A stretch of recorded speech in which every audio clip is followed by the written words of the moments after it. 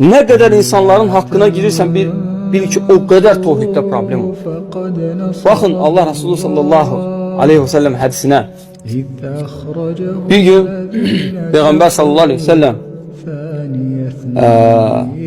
deyir ki, sahabələrin qabağına çıxır, önünə çıxır, diqqətli ol.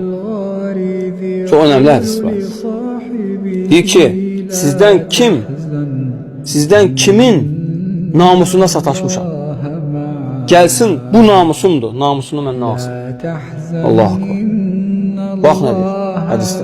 Kimin namusuna sataşmışam? Gəlsin, bu namusumu mən, haqqını alsın məndən. Sallallahu aleyhi ve sellem. Və sonra deyir ki, sizdən hansı kişinin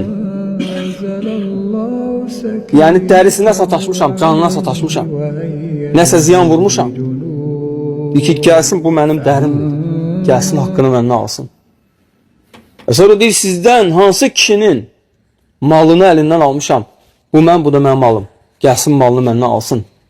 Və sonra bax nə deyir, çox təəccüblüdür burası. Deyir ki, sizdən kimsə ehtiyat edib, məndən gəlib haqqını almağına utanmasın.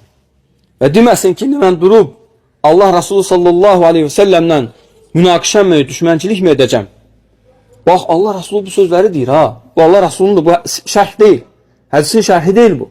Allah Resulü özü deyir bu sözləri. Deyir ki, deməsin ki, utanmasın ki, çəkinməsin ki, mən Allah Resulü düşmənçilik eləyəcəm, münaqişə eləyəcəm. Deyir, gəlsin, məndən alsın. Vallahi mənim xislətimdən deyil, deyir. Kimlənsə düşmənçilik eləmək, kimlənsə mübahisə eləmək mənim xislətimdən deyil. Gəlsin, haqqını götürsün. Nə qədər ki, Rəbbimə qovuşmamışam, haqqını məndən götürsün. Allahu akbar. Allahın Resulü sallallahu aleyhi ve sellem. İndi gör kiminsə bizim üzərimizdə haqqı varsa, gör biz nə qədər onu eləməliyik, o haqqı aparmalıyıq yəni. Müdir alimlər deyir ki, qiyamət günü gəlməmişdən halallaş. Elə qardaşlarımız olub ki, demişik ki, halallaşarıq, vəfat ediblər. Nə bilirsən, haqqını halal edəcək, etməyəcək. Nə bilirsən, sabah o qardaş dünyasını dəyişməyəcək. Və sən dünyavi dəyişməyəcəksən. Haqqın onun üzərində qalacaq, qalmayacaq. Allahla belə mi görüşmək istəyirsən? Bu hamısı tohiddə olan naqisliklərdir.